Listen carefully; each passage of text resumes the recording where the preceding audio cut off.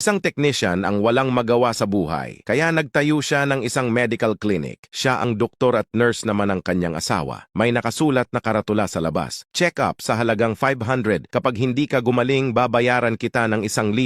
Napadaan ang isang tunay na doktor at nabasa ang karatula. Naisip niyang magpa-check-up para utakan ng technician. Easy money daw, sabi niya.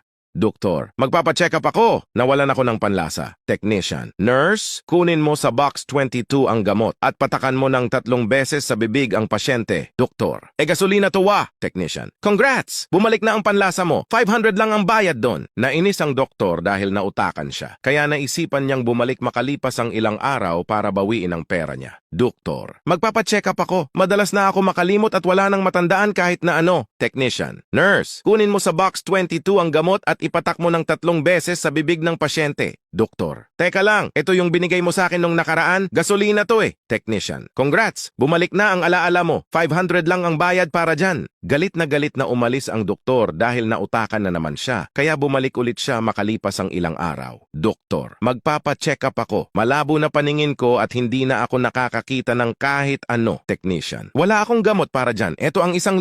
Doktor, 500 pesos lang to ah. Technician, congrats! Malinaw na ang mata mo. 500 lang ang bayad para dyan.